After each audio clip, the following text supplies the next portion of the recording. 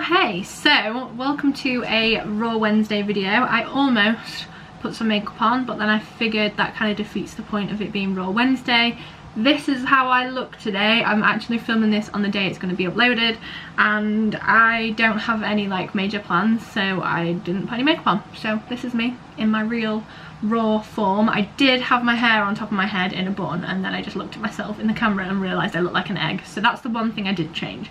But as you can see from the title, I thought I'd have a little chat with you about where I am in life, thoughts after Sitsy, you know, just a little bit of a natter. And I wrote a few notes down. We're just gonna have a chat. So for those of you who don't know, I went to somewhere in the city on Friday, Friday the 10th, I think. Yes, Friday the 10th to the 12th, which was the Sunday. And it was an incredible experience, as it is every year, but also incredibly tiring. Like, there's nothing like a summer in the city weekend. Like, there's nothing to compare it. It's just intense, and it was that intense I actually woke up with a migraine on Monday morning. So that kind of got rid of Monday for me. And then yesterday I was in Leeds with my grandma, and today I've just got back from my grandma's, and it is now 3 p.m. so yeah, I don't really think I've stopped over the past 3 days, but yeah, it's been good. I kind of have been in a bit of a YouTube creative block for the past few weeks, and I don't really know what it is, but I think it's just a little bit of an identity crisis, because I, in the past few years, have been the university YouTuber. Like, I've helped a lot of people with university. I have you guys messaging me quite a lot saying like, I helped you on your journey, and it's incredible. I had so many people come up to me at the weekend and say how much it's helped, and I just love that, and it makes me so happy to know I can be that person to offer a little bit of guidance.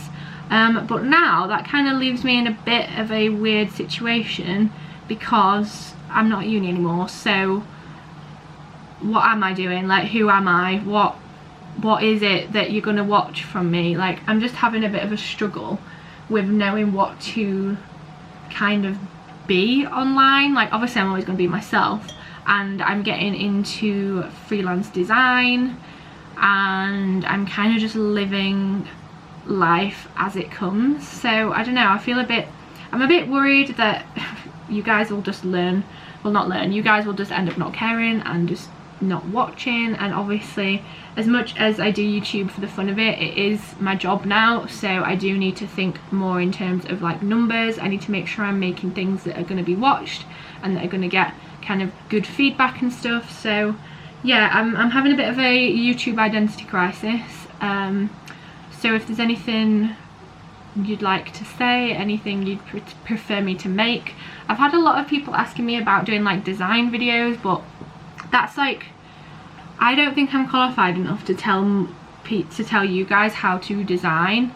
Like, maybe I could tell you like the stuff I've learned so far as a freelancer, or I don't know. I'm thinking about doing like not a university. See, I'm in the habit of doing university weeks. I'm thinking about doing like a design week, so maybe talk through how I've got clients and how I email them and how I approach the topic of money. Is that something of interest to you?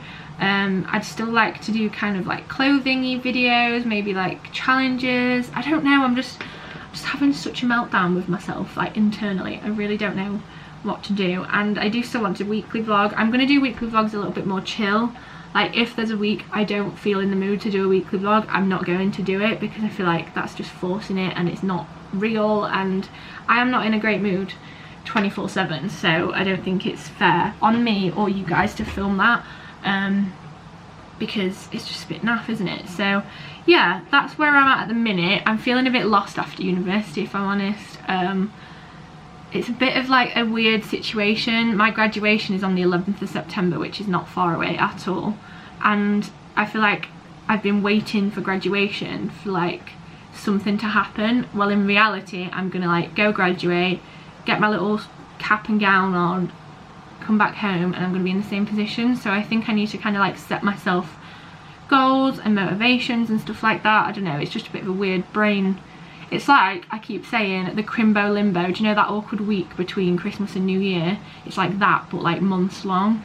Like the scary unemployed state of being a graduate, even though I kind of am employed, but it's just weird. I don't know. Let me know if you've like been in a similar situation. If you have any words of wisdom or anything, I'll welcome everything because I'm just stuck.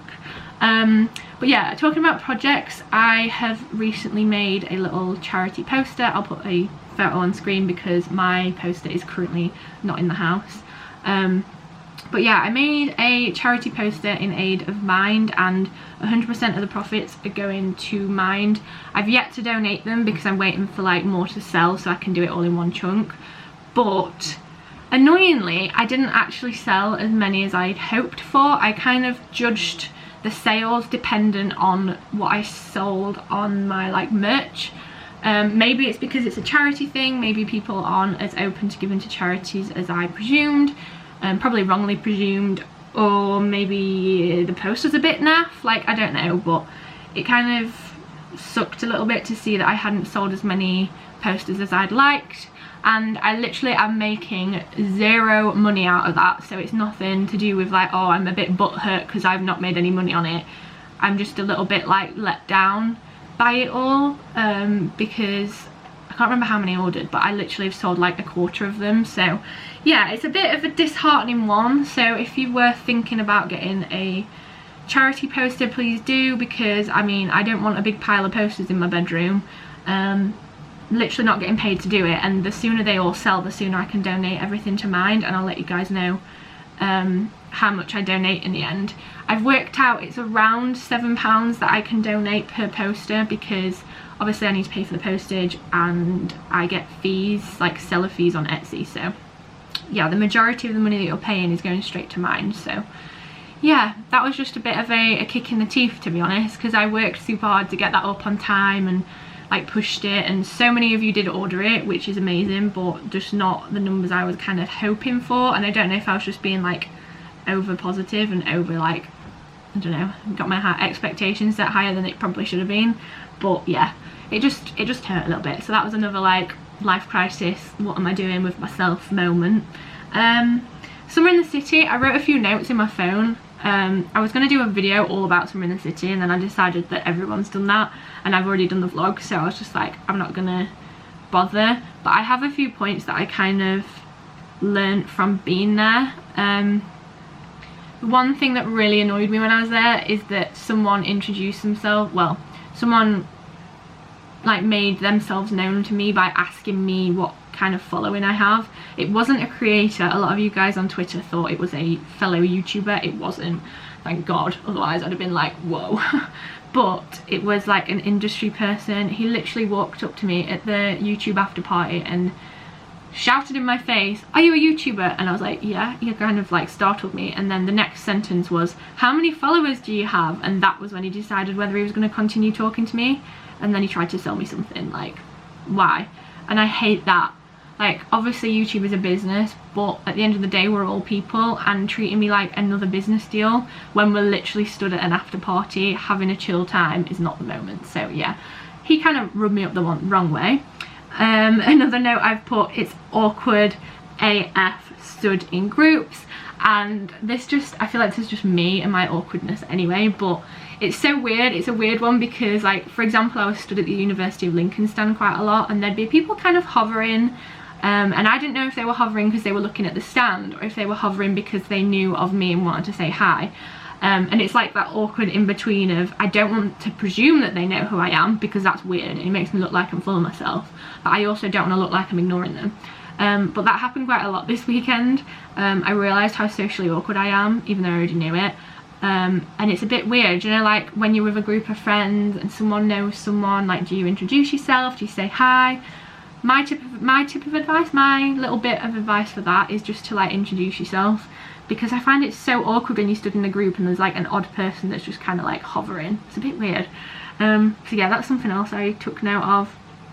I felt so old, like so out of it, and I don't know, as much as it motivated me, I think it, because I'm such a critical person of myself, I think it did kind of knock me back a bit, because I inevitably compare myself to other people, which is just a really bad human trait that everyone does.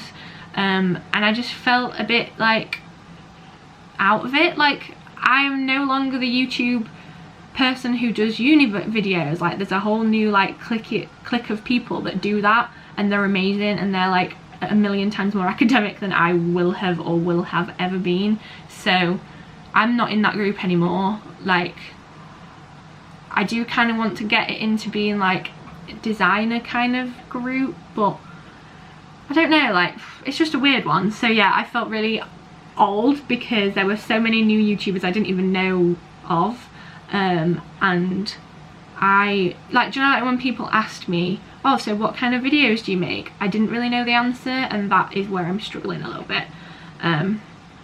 But yeah, I did learn a lot though. I have learned better ways of dealing with kind of like my viewer relationship, like how to speak to you guys, how to deal with something if you guys contact me and are in need, because obviously I'm not qualified, or like I don't know, I have, like, without sounding awful, the creator viewer divide is real. Like you guys, I hope, will know that you are my viewers, and yes, we are a little family, but the likelihood is I won't recognise you in the street, because the inevitability of the fact that I am one person and you are 33,000 plus, like that's just how it's going to be. And yes, I will always speak to you as my friends, I will always have conversation with you, and I'll be happy to do that, but there is always going to be that divide. I do like to switch off from work, and yes, YouTube is my work now, so I hope that you understand that. And yeah, it's I don't know where I was going with that, but basically I like that we kind of have an understanding that as much as yes, I will be there for you, I do have my own life, and I don't have the brain capacity or like qualifications or abilities to kind of care for you one-on-one.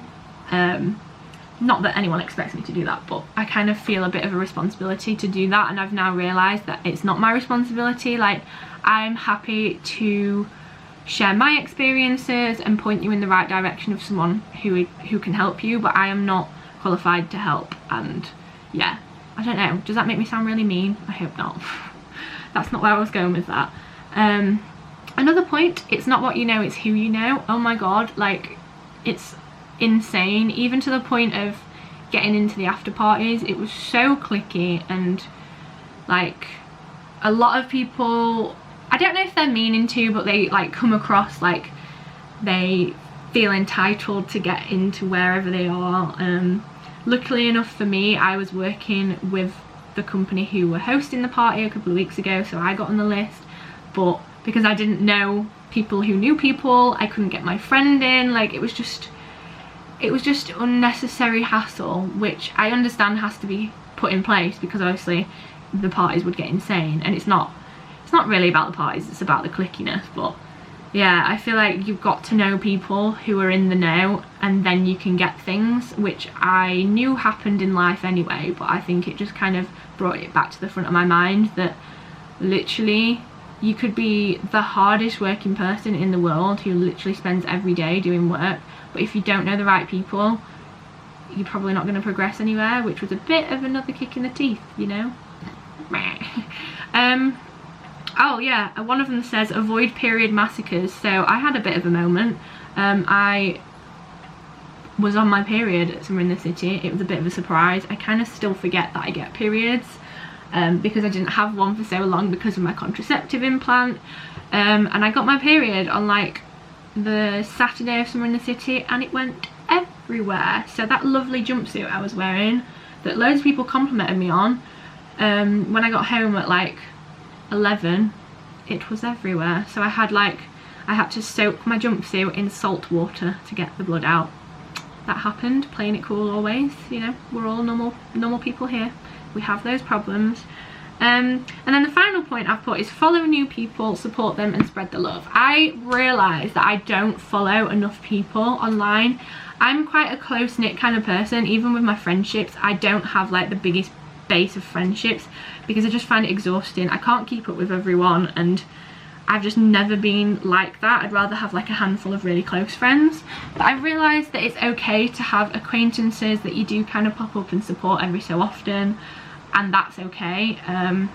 So I followed a bunch of creators over the weekend. My friend is sending me a list of more creators that I can follow, and I think it's just really important, if you are a viewer or a consumer or a creator, to kind of actively engage with what you're watching. I am so guilty of not clicking like and not commenting, because I kind of just watch everything on autoplay whilst I'm doing something else.